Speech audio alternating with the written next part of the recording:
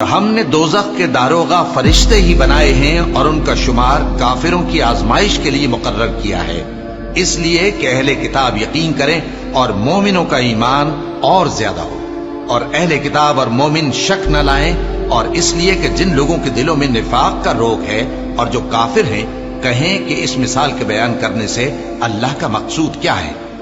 اسی طرح اللہ جس کو چاہتا ہے گمراہ رہنے دیتا ہے اور جس کو چاہتا ہے ہدایت دیتا ہے، اور تمہارے پروردگار کے لشکروں کو اس کے سوا کوئی نہیں جانتا، اور یہ قرآن تو بنی آدم کے لیے نصیحت ہے۔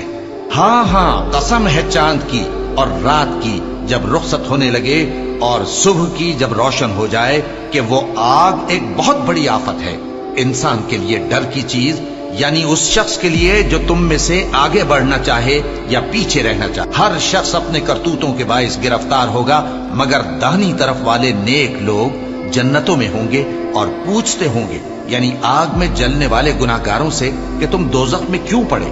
وہ جواب دیں گے کہ ہم نمازیوں میں شامل نہ ہوئے، اور نہ ہم فقیروں کو کھانا کھلاتے تھے، اور ہم بحث کرنے والوں کے ساتھ مل کر بحث کرتے تھے، اور روز جزا کو جھٹلاتے تھے، یہاں تک کہ ہمیں موت آ گئی۔ تو سفارش کرنے والوں کی سفارش ان کے حق میں کچھ فائدہ نہ دے گی۔ ان کو کیا ہوا ہے کہ نصیحت سے روگرداں ہو رہے ہیں، گویا گدھے ہیں کہ بدک جاتے ہیں جو شیر سے ڈر کر بھاگ جاتے ہیں۔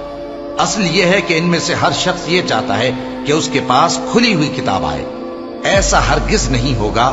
حقیقت یہ ہے کہ ان کو آخرت کا خوف ہی نہیں۔ کچھ شک نہیں کہ یہ قرآن نصیحت ہے، تو جو چاہے اسے یاد رکھے، اور یاد بھی تبھی رکھیں گے جب اللہ چاہے۔ وہی اس لائق ہے کہ اس سے ڈرا جائے، اور وہی معاف کرنے والا ہے۔